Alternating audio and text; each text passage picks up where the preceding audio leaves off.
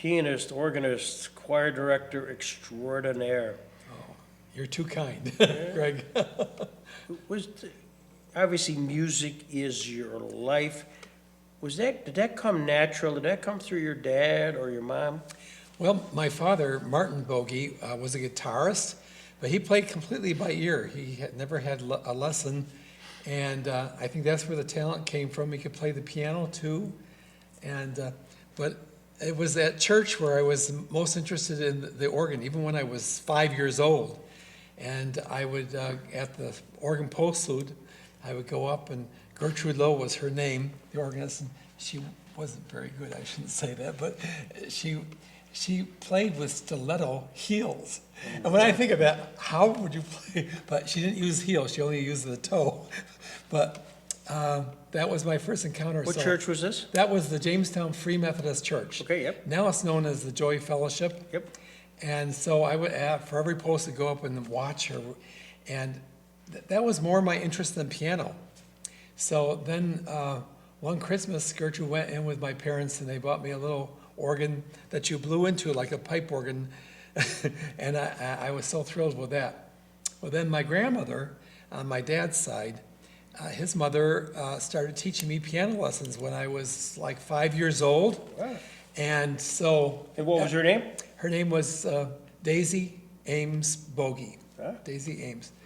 And so she taught for a long while, and one day my dad has a suspicion that things were not right with me.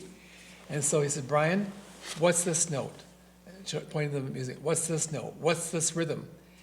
I didn't know anything. And what she was doing, she said, "Now, Brian, this is the piece for next week." And she'd play it for me. And I'd play it back. Why look at the notes? I didn't realize I was not doing it even.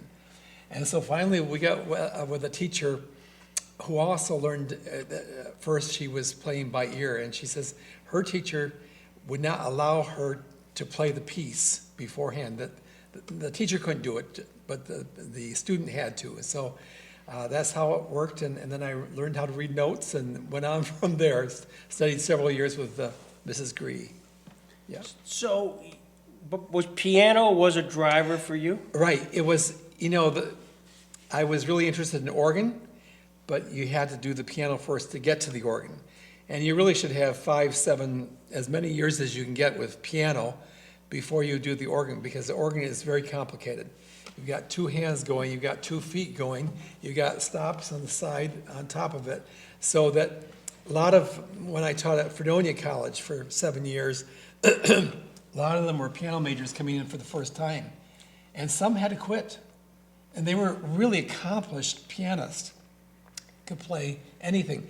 And they were so frustrated at it. So it is a mechanical instrument, the pipe organ. So early on, you do something, you're playing, learning from your grandmother, and your dad is encouraging this. Yes.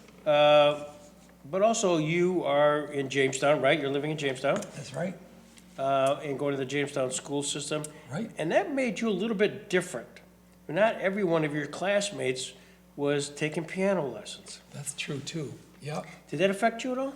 It really did. Back in elementary school, I went to Fairmont Avenue School, and then we did go to Faulkner North Side later on, but basically, and Lillian Dixon School at one point too, but mainly Fairmont Avenue. And Doris Wilbur, who performed in this theater for many years in Little Theater and Lucille Ball Theater. And she was my piano teacher, or not my piano, my music teacher. And she realized what I could do, and she had me play at one Christmas program there. I think I was in 6th grade. And she encouraged me so, and the same thing when I went to Lincoln Junior High School. We did an opera called Little Miss Sunshine, I think it was. Maybe it was a Gilbert and Sullivan, I can't remember. But Mrs. Rohrbach, who was the music teacher, had me play the piano for that. And also I remember one Christmas she brought in an organ, and I played the organ for the choir.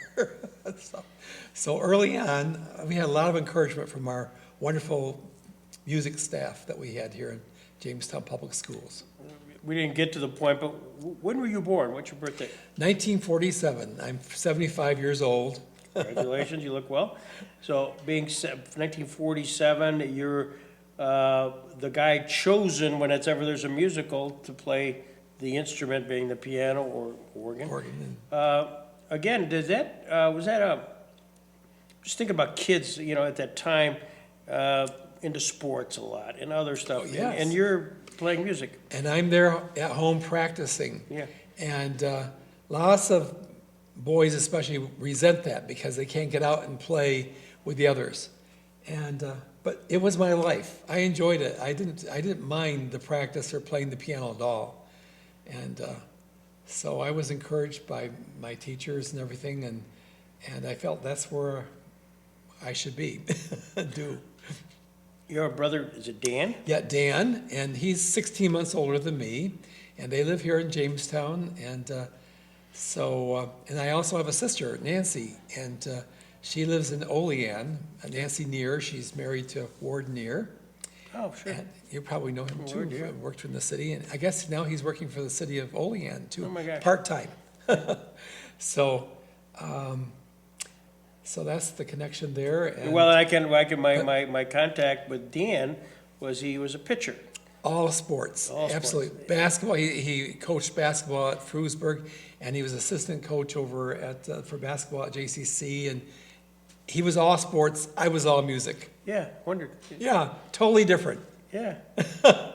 Although at church, we used to have a family group that sang, and we would harmonize, my sister, and then Dan, and then myself, and my dad would play the guitar, and we would harmonize, you know, growing up at the church. Was your mother part of this too? No, she cooked the meals, and she was our supporter and everything as far as, Yeah. you know, encouraging the groups to go on and that, but it was a fun time of life there. Did you have a name for your quartet?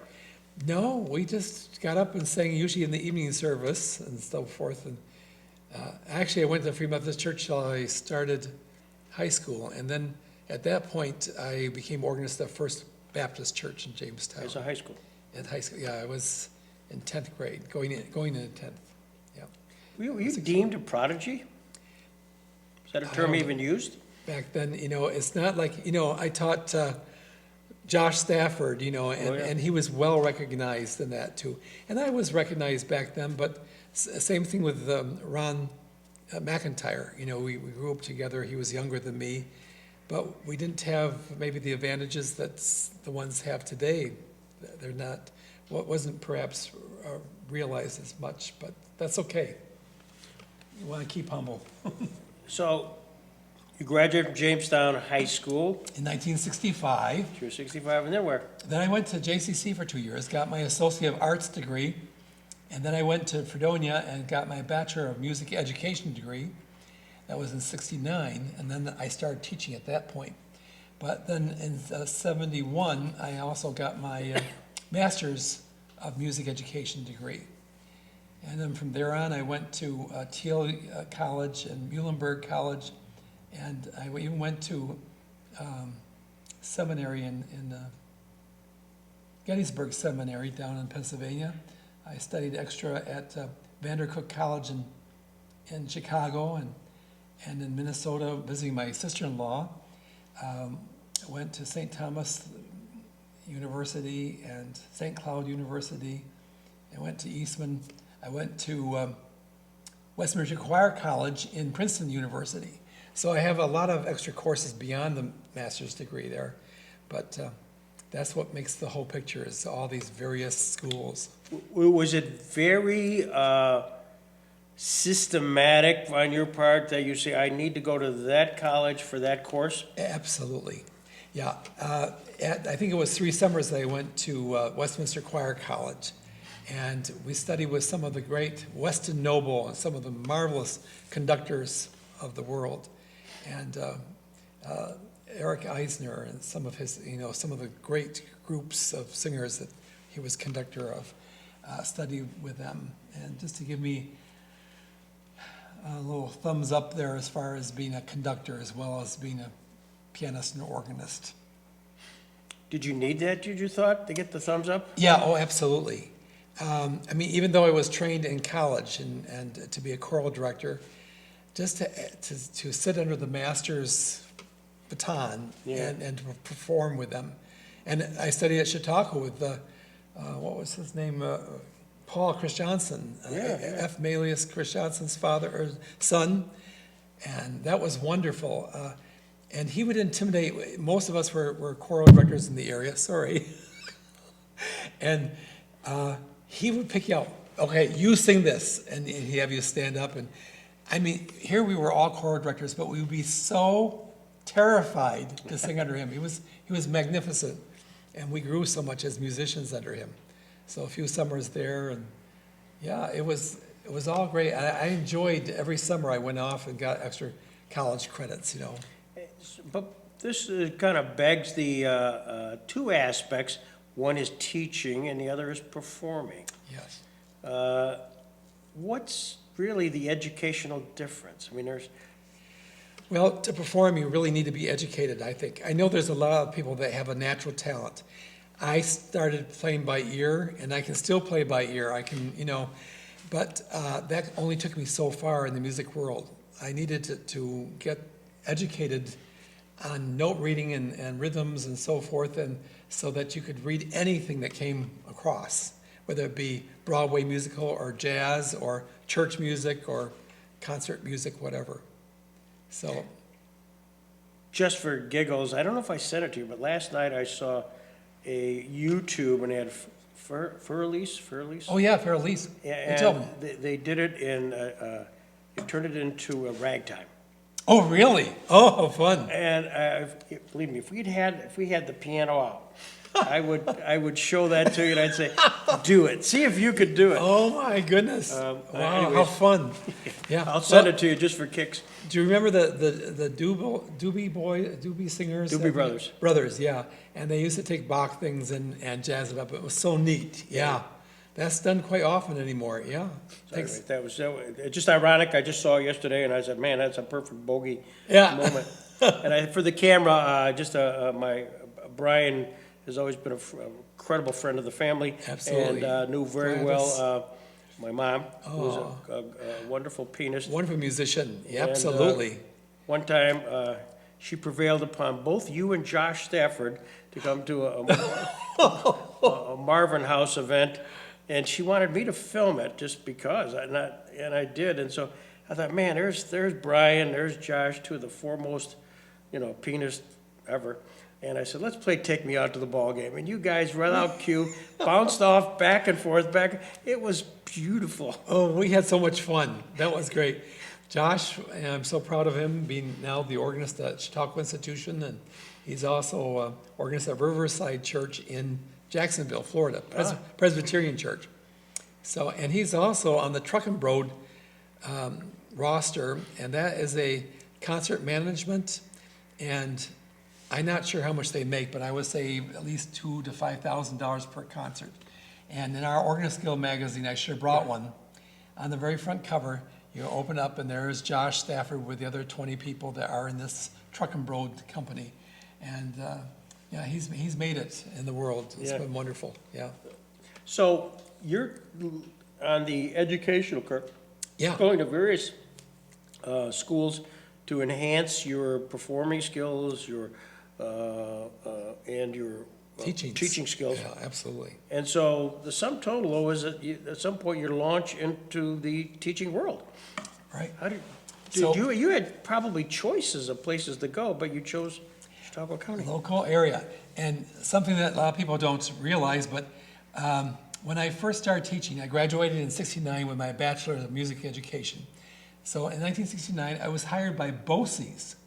And I taught music 3 days a week at Mayville Central School and 2 days a week at Ripley.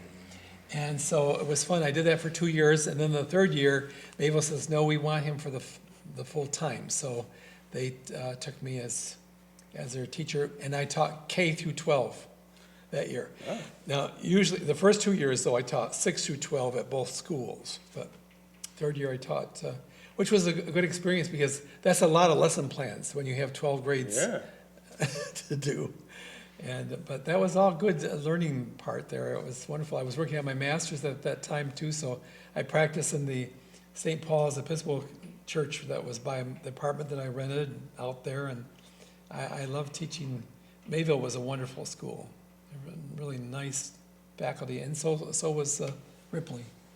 So it was a good start. And then, But there was no question in your mind you were coming back. no, I knew what I wanted, and I really wanted to be back in Jamestown. So I was kind of waiting for Mrs. Rohrbach to retire, and she was going to retire in a couple of years. Well, then all of a sudden, Jim McElrath, who was the principal at Jefferson at that time, came over. I've never heard of this happening before, but he came over and talked to Mr. Harris, who I can't think of his first name, but he was the principal. And he says, may I talk to Brian Bogey, and I want to encourage him to take the job as choral director over at Jefferson School where I'm at. And he granted him that, and he came out and says, he gave all kinds of reasons why I should be at Jefferson.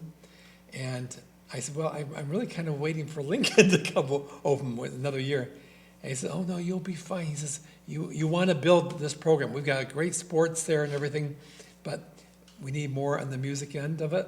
They had Lori Ventura and some other great ones in the band, but maybe the choral program was not as strong at the time. So I decided to do it. I thought, well, this is a nice honor for him to come. And so every year I took him to NISMA, New York State Music Teachers Association Competition Festival, and we went levels 4, 5, and even level 6 one year. Level 6 is as high as you can go, and this was the 9th grade choir. And we excelled every year. We got A pluses and so forth. And so I loved junior high. I could have stayed there for the rest of my life. I loved it. And then McElrath was sent over to Jamestown High School. I'm not sure if that was involuntary or what, but he was sent there. And then when Don Bubay retired, and by the way, Don Bubay was my a cappella choir director, and I admire him so much, and he was a wonderful mentor and teacher. So he came down again, and I told him no. I says, I'm happy where I'm at. I says, number one, who wants to follow Donald Bubay? It's like, who wants to follow Ebba Goranson, who was, 34 years there, and they're icons. And I'm just a junior high teacher. And I says, I've got a certain kind of a humor that really resonates with junior high kids. We have a really good rapport. And so they said, okay, I recommended someone to take the job, and they took him in, and then it did not work out. The year that he taught, there was a bad incident that happened in the spring where they went over to JCC and performed with their ensembles. And apparently he didn't have a cappella sing for that. He was going to have the girls' chorus sing for that. And only half of the group showed up. So he walked off. And the Board of Education said, we have no room for prima donnas here. This is not New York City. You face the music. You do with what you have, regardless of how it sounds. And so then they involuntarily transferred me. I never applied. Never applied for a cappella choir. And I didn't know if I was going to like it or not, but it was fun. We had a good time. So what year was that when your So that would have been 1982 that I went to a cappella. I was there from 82 to 2003. Were you still teaching at Jefferson then? I was at Jefferson from 69 to 71 at the two schools, and then Jefferson from 71 to 82.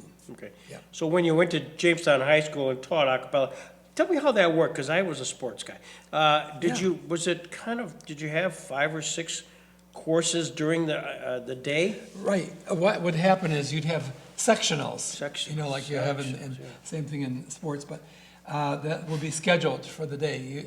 And so first of all, I had girls' chorus, I had mixed chorus, and then I had a cappella choir. And my mixed chorus and a cappella choir had over 100 in each ensemble. Today they're not, maybe about 70, I'd say, and then the girls' chorus was maybe 50, 60. So I had quite a few courses during the day, but then a cappella would have sectionals. So I would meet with just the soprano twos, and then I have a sectional with soprano one, and same thing with bass and tenor and alto, and that we would rotate through the year, the week. And then the magical singers and the men of tomorrow would be extracurricular. So They come after school. after school or before school or whatever. Sometimes we fit it in during the day too. But so it was a full schedule. So a person comes in, he's been singing in the choir all his life, and he thinks he's pretty good. Yeah. So he signs up for a cappella.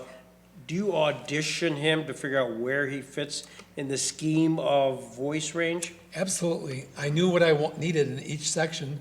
And so if they had a really fine voice, most likely they would get in. I've had some that tried out. I can remember a couple in particular that had fine voices and they should have been in it, but they had attitude problems in other classes and I didn't let them in. And I regretted it in some ways, but in other ways, no. When you have a large group, when you have over 100, you have to have some semblance of decorum and all. But as far as range, so if I started singing, you could say, you're a bass, you're a Tenor, yeah. absolutely, I mean, yes. that's Yeah, just- I would do exercises. I would see how low they can get, how high they can get. Okay. And I would, or otherwise, I used to just do like, the Star Spangled Banner is a very difficult number to sing, as you well know. And it goes really high and really low. So, and I would do it in different keys, and see how they could handle it. Is person, I never asked the question, even to my mother. Would I be a natural something, so that there's no question, whatever you wanted to be, you're gonna be a bass. Yeah. Is that human nature? You can tell by your speaking voice. Yeah. I would say you're a tenor. Tenor? Okay. Oh, boy. And tenors are gold, because there's dozens of bass, but tenors are not as frequent, and harder to get. Sorry, Mom, I blew it. No, yeah, you could have gotten it easily. Tenors even back then were, yeah.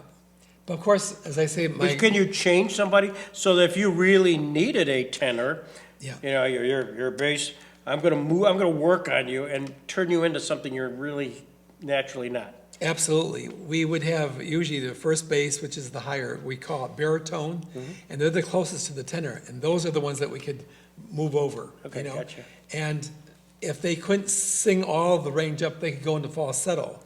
Ah, instead of singing the full voice, that would kill their lungs there, or whatever, their throat. So there's ways they could help out the group without singing with the full voice. So I did that through the years too. Do you ever have anybody with perfect pitch? Yes.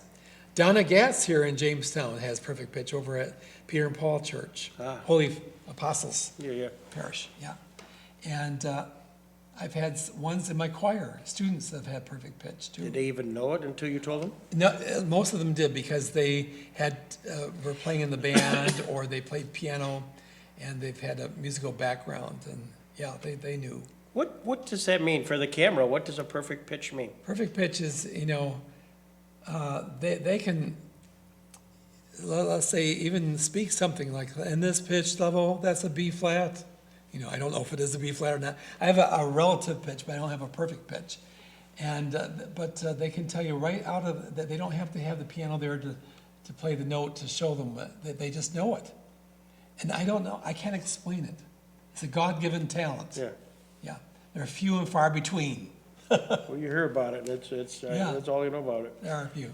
So you're at Jamestown High School, and at some point, you decide that perhaps we could showcase your abilities of the high school, the a cappella, and so on. Right. How did you, and that also requires an extraordinary cost. I mean, whether it's just performance outfits, whether it's travel, how did you, was that difficult to convince the Board of Education of this, where you wanted to take it to? Yeah, they mainly were supportive.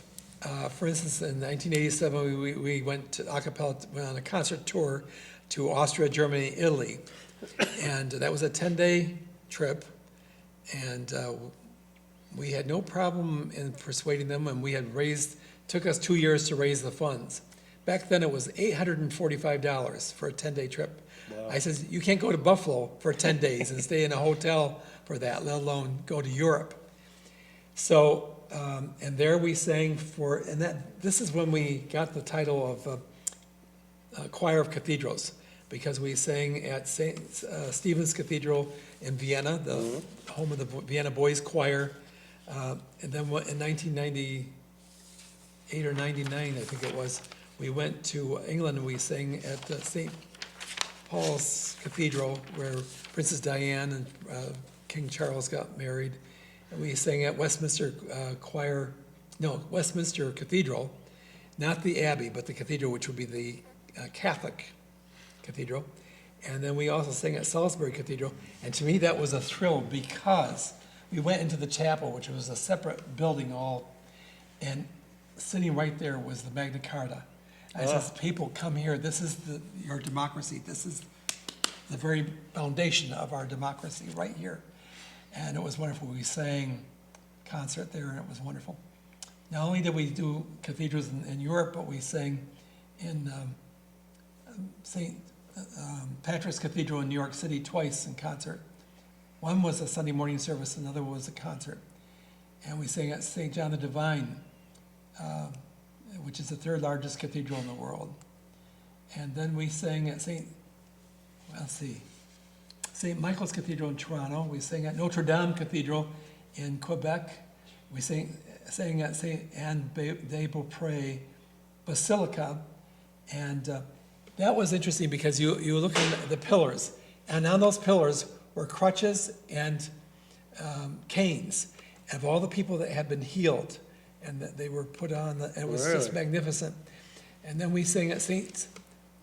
James Cathedral, the Episcopal Cathedral in Chicago. And we sang, the National Cathedral, National Shrine Cathedral, the Catholic one in Washington, D.C. And so then we were known as the Choir of Cathedrals. Very unusual for a high school choir. Yeah. You know. Was that helpful in recruiting? It was. You know, I always said that in my mixed chorus, where they didn't travel and stuff like that, I always had a lot of guys, 40, 45 guys to maybe 55, 60 girls. And really, you only need 1/3. If most choirs, if you look, you'll see maybe 20 boys and 40 girls instead of 45 boys and 55, 60 ladies. And but in most of my choirs, they came because their girlfriends sang in the choir. Mm-hmm. Yeah. I knew it wasn't because they love singing, We have football players and basketball players and all that, which was great, So I knew what caught their attention, and that was fine. Yeah. But then we had some wonderful musicians that joined, and it was phenomenal. We don't have that advantage like the band and orchestra, where they're taking lessons since 5th grade on their instruments, and they refine it. Most of these kids have never had a private voice lesson. Mm-hmm. And so you're starting a little bit from scratch, even in the high school. And that's why to have the mixed course for 9th and 10th grade, so they can be formulated. Of course, the middle schools and junior high schools help to train them. But back then, and that maybe even now, not many boys joined in junior high, but they seemed to join in the high school, which I was grateful for. Because of the women. Yeah. Opportunity lost, man. Sorry, Mom, another one. A tenor with an opportunity lost. We had the best of the ladies. I mean, the best of the students. We really did. And bands and orchestra. There's something about the people that join those organizations. They're in a really fine group, and some of the top leaders of the school. It was good. I forgot, did you grade them? Oh, yes. Yeah, so they all got grades? Yeah. They would have to sing for me at the end of each quarter when we did report cards. They would have to sing in a quartet, doing their own parts, soprano, alto, tenor, bass. Or sometimes I would have, if it was a really difficult number, I'd have 2 on each part. But then as they were singing, I would say, okay, now I want 1, 1, 1, 1 instead of 2, 2, 2, 2. So I could really hear their voices so that they weren't what I call a musical leech, where they grab onto the other person to, to get their part. So, so they got that kind of great. In my mixed course and girls course, I gave academic tests too. Yeah, because Lori Ventura, the head of the department, came down that Regents, if you're going to get Regents credit for these things, you have to have an academic test too. And so I would do that, but I wouldn't do it for a cappella because I had no time to spare. When you're doing 20, 25 numbers for an a cappella vespers from September to December, and actually from September to November, because you start your concerts, we used to do 16 to 20 concerts every Christmas for Rotary, for Kiwanis, and all over. And so by the 1st of December, you had to know that music and have it memorized. Yeah. So that's quite a feat. When you consider that most schools, they'll do 6 or 7 numbers for their programming of the high school choir, and then you have the junior high choir, and they all perform together. But being a large school system, we had our own individual. Yeah. So, of course, the main show is the Christmas at First Lutheran Church. A cappella vespers. A cappella vespers. Yeah. And Yep. that's really the big opening community event. That's right. And I think Ebba Goranson was very smart to do it in the church. Mm-hmm. I have colleagues in California and in Rochester and New York, all over, and they said, Bogey, how do you dare to sing an all-religious program in school, your public school choir that you have? And I think it's because she brought it out to the church there. Yeah. And the community has been very supportive. And even our wonderful Jewish community, I'll tell you, I'll give her my name, Leah Gerstel, or maybe it was Rachel, and very devout Jewish faith there, and they were also president of the a cappella choir. And they were having one of their main holidays, of course, probably Hanukkah or whatever, and it came on a Sunday, and they told the rabbi, I want to sing with the a cappella, and they said, fine, you go ahead and do that. And most communities would not do that. Yeah. We have a wonderful community here. We really do. Yeah, we're very fortunate. Did Ebba Goranson, I mean, you have such an alumni Right. of that. Oh, yeah. And I know you try to bring them in. Every 5 years, Yeah. yeah. Is that, I mean, I know that's a extraordinary effort, but We get between 200 and 250 alumni that come back to sing now, for instance, our 100th anniversary will be on the 2024, a couple of years from now. And so I used to send out hundreds of letters because we'd have a committee consisting of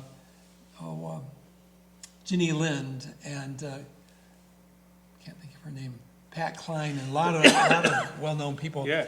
And they would come together, and I'd have a list of all the different years. Oh, yes, I know she's deceased. Yes, she's not living in Jamestown, but she's in St. Petersburg, Florida. So we would send these letters out, and how they responded. Yeah.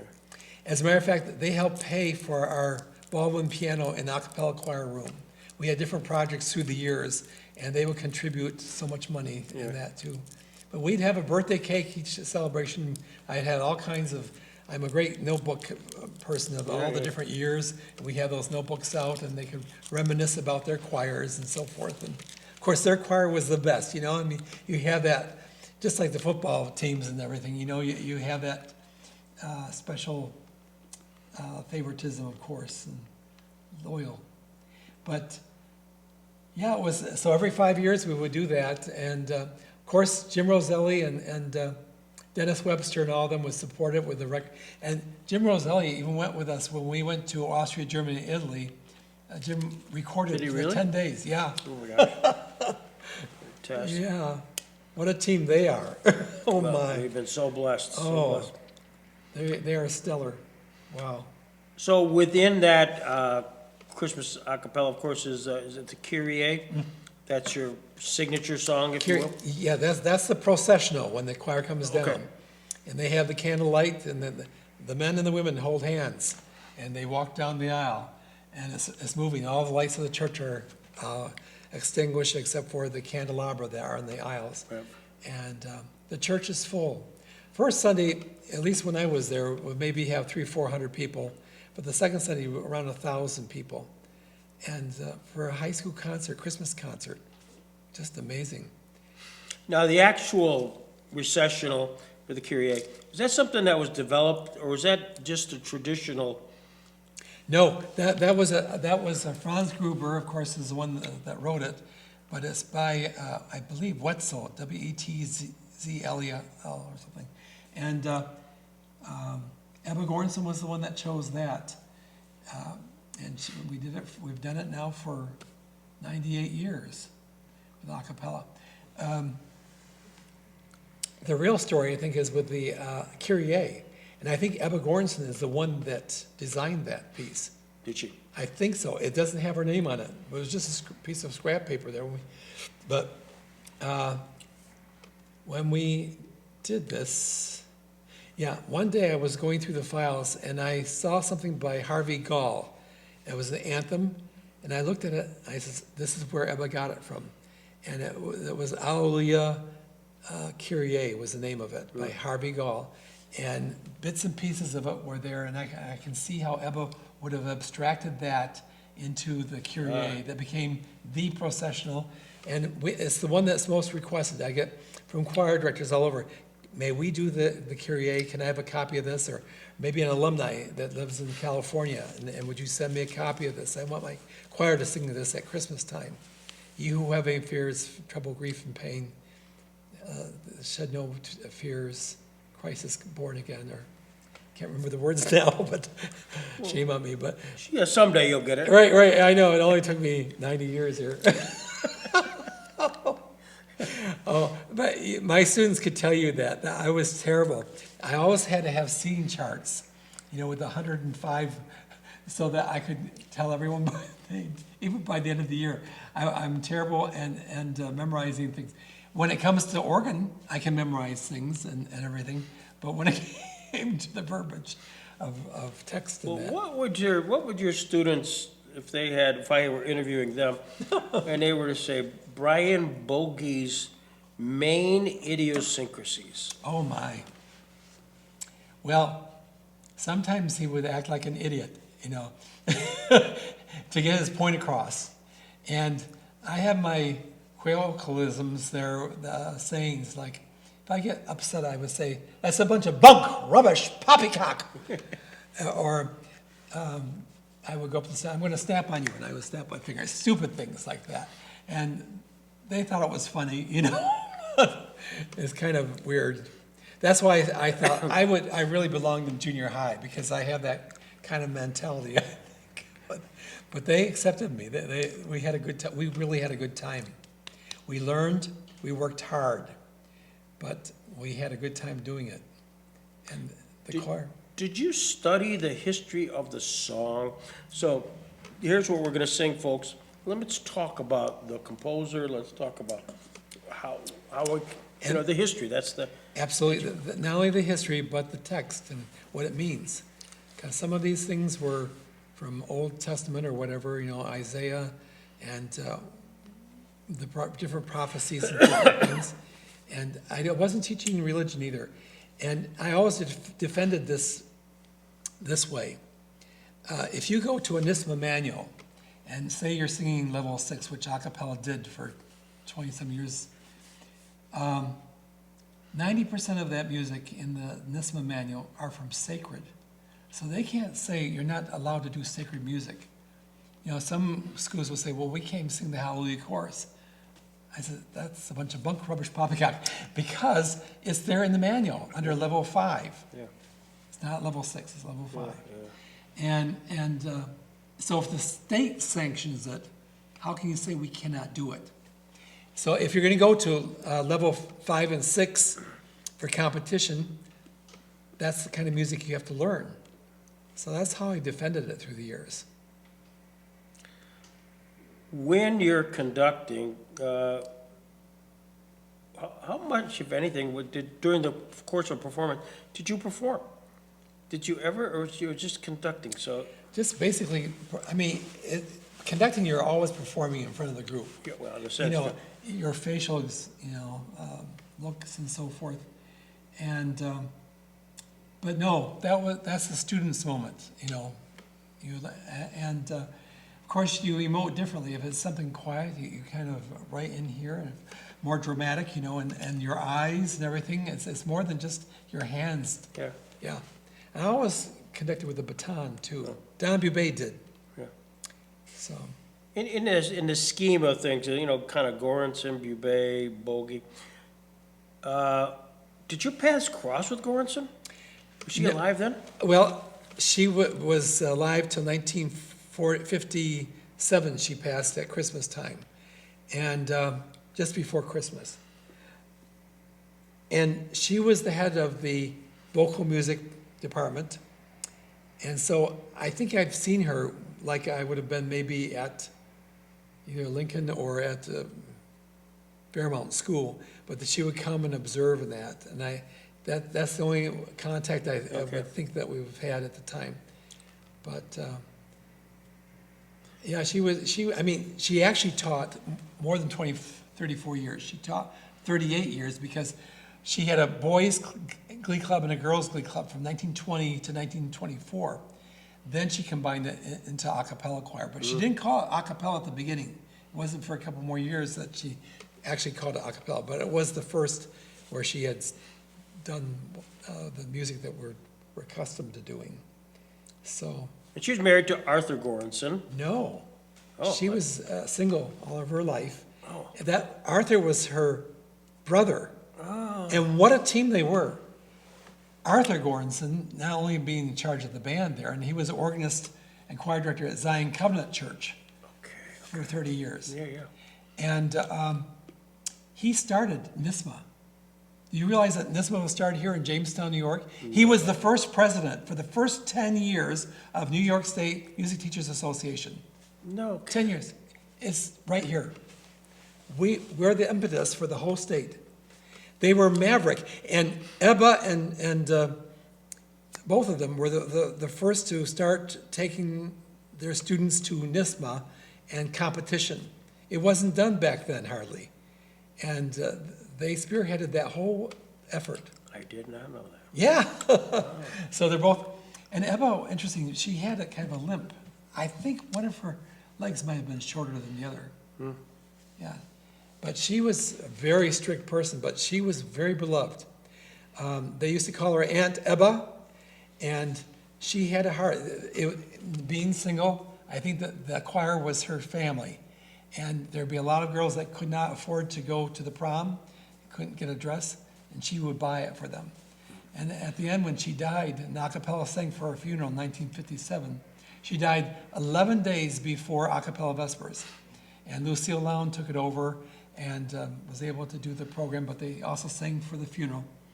And Dr. Wester, well, it's interesting because she was at First Covenant Church for 25 years as choir director, but her family church was Zion Covenant.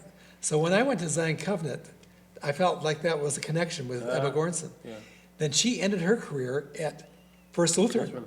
Yeah, last 10 years she was the choir director.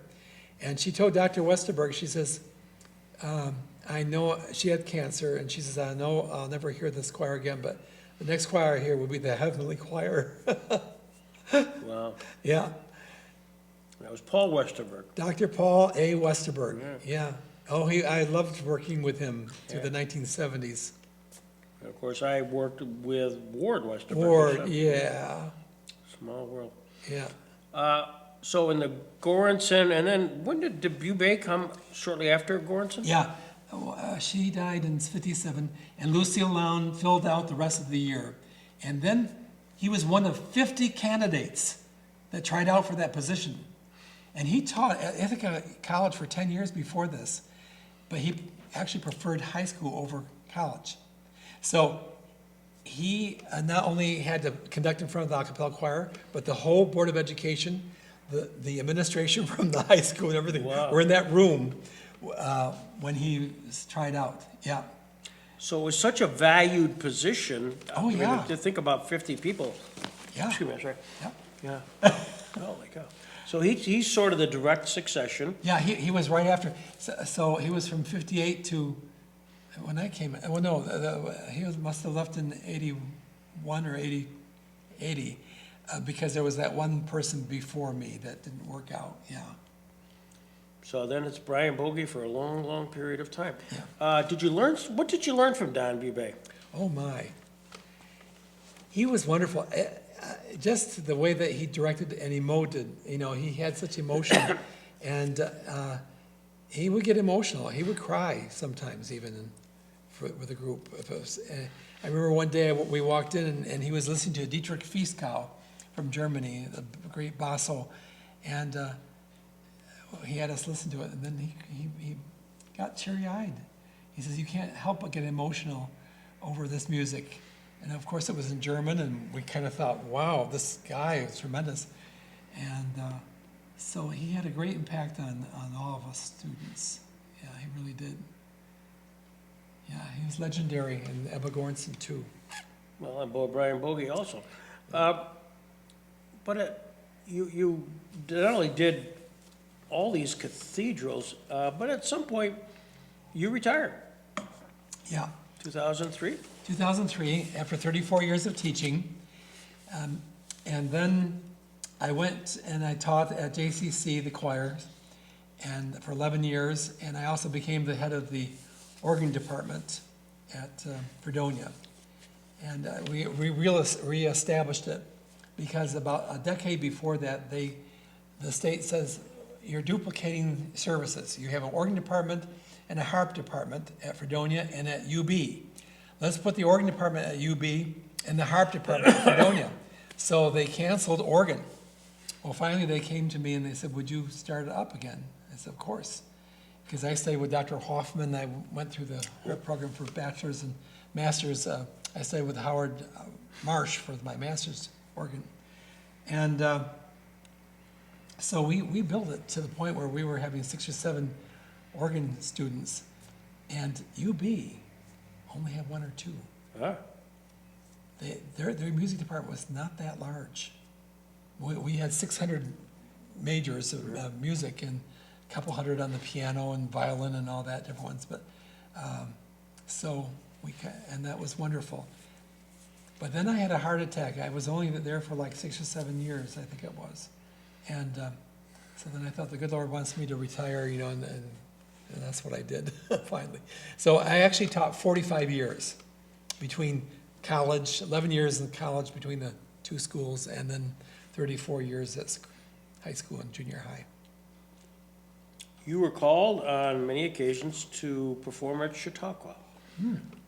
And, they had an organist extraordinaire, and to have you come and be there, I mean, that's quite an honor. I was assistant organist for 7 years. To Jared Jacobson? No, Jared was, I knew Jared because we had both won scholarships when we were kids. I won the Harold Milligan Scholarship when I was in 10th grade and studied with Robert Woodside was the organist back then. Oh, okay. Yeah, Woodside. And so there's a little genealogy there in which Woodside studied with Dr. George Vokel, who was there for 25 years as organist at Chautauqua. And then Woodside was a student of his. He became the organist of Chautauqua. And then I filled in, for 6 or 7 years. I think it was from 89 to 96 that I played 2 or 3 weeks during the season because Dr. I can't think of his name now, he played at Minnesota there. He was at St. Thomas University, I believe it was.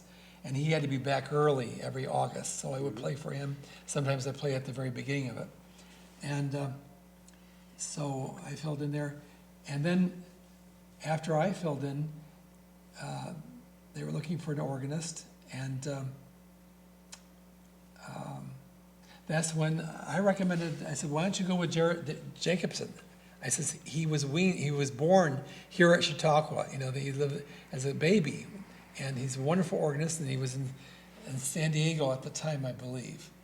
And So Dr. Grigsby, whom I worked under, he was the choir director, went to San Diego and interviewed him, and then he became the organist. Yeah. Yep.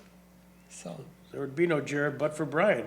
well, Jared should have been in before, really. He really should have, because he was so much a part of Chautauqua. But something happened in the Department of Religion and Jared. I think it's because one time Jared, this was when I wish I could remember the name of the organist that was the organist when I filled in for him. But he did a recital at Chautauqua, and he says, listen, only 2/3 of this organ is working. It should not be. This is Chautauqua Institution. We need a prime organ, the Massey organ.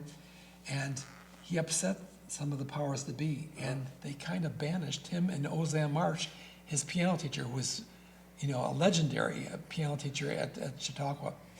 And so they were kind of on the outs. And I mentioned it to Dr. Grigsby. I says, it's ridiculous. I mean, here you've got this master, one that was raised here, studied from Dr. Bockel to Woodside to genealogy there straight through. And so they let him in.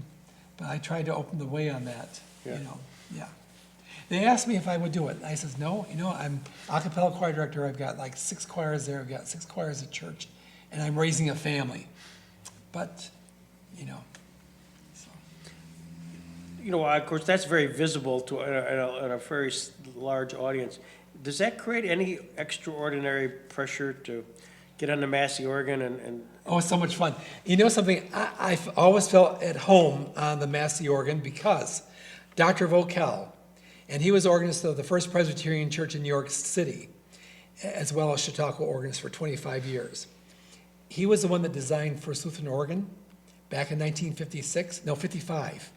And that organ is so similar it's a 4 manual, just like that. It's smaller. It only has like 4,000 pipes compared to 5,600 pipes in the outdoor amphitheater. But so I was right at home at both organs. Nice. So yeah, it was fun. It was exhilarating, I guess it could be intimidating, but no, it was fun. Good. Well, we were just always so proud that we know Brian Bogey up there. This is great. Do you miss performing? I do, although every Sunday I'm at church. I'm still at First Lutheran Church for 38 years. Yep. And doing the organ. Doing the organ and directing the choirs. Yeah. And occasionally, I know you do. You've done several. I pulled out and remind me to put back in dedicatory and farewell organ recitals given by Brian Bogey. It's a huge list.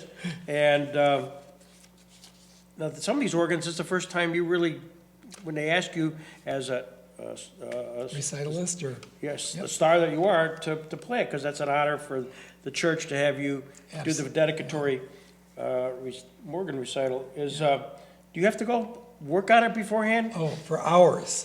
Yeah, sometimes days. So not all organs are made equal. No, especially pipe organ. Every pipe organ is different. It really is. So I did the Bethel Lutheran pipe organ, and then in Tabor Lutheran Church in Kane, kind of similar two manual organs, Yep. But totally different. And so a piece that might work on Bethel Lutheran would not work at Tabor. And a lot of it is just the acoustics. If you've got a room that's really alive, like St. Luke's or First United Methodist Church or First Pres, there are certain pieces that go well in that compared to what was a more dry type of acoustic. When you select the music to do a dedicatory, is it, what's the process? I mean, you've got an organ, you've played it, you know what it does, so you probably know the range that it has. That's right. Does that affect the song you It select? does. I think that I kind of take in consideration that what their ethnicity is too. Like when it's like say First Lutheran or any of the First Covenant Church, when I did that recital, I did the Trigare Kaningenbora, Children of the Heavenly Father, the Swedish, something that would, or Day by Day, Blauten Blå, to relate to the congregation too. So what I try to do is the first part of the concert, do classical music, like maybe the Toccata by Vidor, or the Toccata and Fugue in D minor by J.S. Bach, the famous one, and to show what the organ can do. The second half, I would do more hymn type of thing, arrangements, beautiful arrangements, and that makes a nice combination for a recital. Do you ever feel like you're just gonna want to segue into pop and just do Oh, something? yeah. Now, at some of those recitals, including First Lutheran, when we had the rededication of the organ, and let's see, when was that? They dedicated, can't think of the year, and I added a pop thing at the end as for an encore, I think it was. And it has Take Me Out to the Ball Game and ended with that. But I'm Forever Blowing Bubbles and Tootsie Goodbye and stuff like that. Theater organ. Yeah. And just to show them that this organ can do that kind of music too. Yeah. And that was the most popular thing in the program. I always thought about that, just, break it up, people are Right. listening, you got this classical mode, and just do Yeah. Phantom of the Opera, Yes, yeah. And I would do things from the Phantom too. Yeah. Yeah, and I did that in quite a few. And you know who introduced me to that was my student, Josh Stafford, because he would do that for his programs too. Ah. And I thought, well, he's doing it. I think I can do that. So we worked it, but he was my inspiration on that one. Yeah. Well, talk about Josh for a second. I mean, Yeah. we know him now. He's done incredibly well. But did you know early on that this guy had it? Oh, yes, yeah. Actually, Richard Corbin was the one that first recognized the talent. We had a POE, pipe organ encounter, for young people, mainly piano students, to introduce them to the organ. And so we were at First Lutheran Church and we were teaching lessons because we have 3 pipe organs, so have different teachers. And I didn't teach him. I think maybe Jack Hammock. I'm not sure who taught Josh, but Richard Corbin was sitting in the audience on the final recital that the kids gave. And he says, boy, this young man, he was only 11 years old, Josh was. And so he took him over to St. Luke's and he says, you can practice anytime that you want to on this organ. And then later on, he started having him play for a hymn or play a postlude or prelude and stuff like that. And I would teach him. And I think Donna Gatz also taught him at the beginning, and then I taught him later on. But he had more than one teacher. But yeah, a definite talent. He was just a natural at it. Did he come from a musical background with his family? I don't know that he was. He had lovely parents, really nice. But I think they were pretty amazed too, Yeah. Yeah. Because I don't think that they had the musical ability that I was aware of, at least. Yeah. So he was a child prodigy, literally. Yeah. Absolutely. Yeah. And he studied piano with Helga Hals. Yeah. Yeah. You got Helga here in your seat a few Oh. years ago and interviewed her. And I was just telling Ed off camera, at the time, we just happened to have had our piano, which was a Steinway, there. Yes. And Yeah. so we segued. I said, would you play? And it was kind of fun because she said, okay. So we went from interview over there, and she was going to play, and we were doing the camera. And she made a mistake. I would never know any mistake. And she got done. I go, that's beautiful. She goes, no, I made a mistake. Let's do it again. And it was, we did the whole thing. She was a perfectionist. Oh, my gosh. Absolutely. Remember that, Ed? Oh, she was a character. Oh, my Whatever- goodness. Whatever the mistake was, I sure missed it. Wow. So you've done Chautauqua, you've continued to stay involved in various churches. I know that Yeah. Zion, First Lutheran currently. Does a musician ever retire? They're like lawyers, no. Why retire when you're having fun? It's never crossed your mind that somehow you just kind Yeah. of stay engaged? Yeah, I guess once they wheel me into the nursing home, maybe I'll retire then. I don't want to stay on if I'm not going to sound okay. I'd say I said, get the crook or the whatever and pull me off, because I've had some friends through the years that have aged, and the one lady in particular, she lost her hearing, and so she used to play very softly and lovely, and she couldn't hear her anymore, so she would really play loud and stuff like that, and was not maybe as accurate, and so And it's unfortunate when they have to do that, but I don't want to get to that point. So Take in me your off. house, Mercury, Yeah. do you have piano, organ? Do you have all that? Yeah, I've got a large grand piano, and I only have a pump organ. Ah, My wife's teacher, Esther Gustafson, who taught Swedish and English at Jameson High School. And when she passed on, that was her organ, and we took that over 100 years old. And something about the pump organ sounds more like a pipe organ than but I figure as long as I've got 3 pipe organs at the church, I really don't need another organ at home other than the little pump organ. so when you have quiet time at home, do you listen to classical music? Is that what? Yeah, What do you- and the radio in the car and that too, yeah. It's, it's part and parcel of my life, Other than my family, Yeah. It gives me the greatest joy. Well, you got 3 kids. 3 kids, yeah. Jonathan is let me go with the oldest. Kristen D, and she lives in St. Cloud, Florida. And she's married to Sean Seekings, who is from Panama. Mm-hmm. And they have 4 children, 3 boys and a girl. Mm-hmm. So it's Logan, Christian, Isla, and Killian. And they're the light of my life, those grandchildren, as They're you the best. well know. And then the second one is KDM, Bogey, and she's living in Buffalo with her fiance, Matt, and they'll be getting married probably in this coming fall. And I should say that Kristen is a teacher, but she's home teaching all 4 of them. Oh, wow. Yeah, Now that- and she loves it. God I bless. says, you have to be a certain kind of person to do that, I can, especially 3 boys. yeah. Well, at any rate, and Katie, she works for Mattel Company. She's in the executive part of that, and they're the ones that have taken over Toys R Us and all that. They're Yeah. the headquarters, and East Aurora. And then Jonathan is an attorney, and with his girlfriend there, Haley, and they're both attorneys here in Buffalo and Rochester area. So they're all around. So proud of my children and grandchildren. And my wife, too. Absolutely, Sandy. Sandy Nelson, originally. Oh, yeah. And, A Swede, 100%. Yeah, I'm proud of that, absolutely. so do you like lutefisk? No, my wife does. Really? Yeah, Lutefisk and Sil and Silta. And, yeah. I took my choir at church, on a concert tour to Sweden, Norway, and Denmark back in 1982. And we stayed at homes. A lot of them had relatives, so we stayed at their homes. It was wonderful.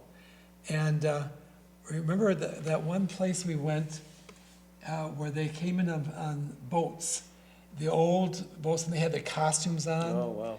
And we sang in the choir loft, and the church was filled, in Sweden. And we went up for communion, and they said it in English. And they did it like the old Augustana used to do it here in America. Yeah. And it drove people to tears. Oh, my It was God. the most emotional and wonderful time in my 38 years there. Oh, my gosh. Pursued it. Yeah. So what's the question I should be asking Brian Bogey Oh, my. that I forgot to ask? Well, yes. Are you ever going to retire? And I hope I don't have to, but maybe I will, yeah. But I'm having a good time. I'm enjoying it, and the choirs are seeming to respond to me, and I get invited to do guest conducting and stuff like that, which is kind of fun. And so, just keep my hand in it, It's more than just a hobby. It's my life. Well, what a great life. I thank you. This is so much fun, Brian, Oh, for you to thank hear you. this. Well, you're so easy to talk to. I mean, you just make it happen, so thank you. Thank you. You should-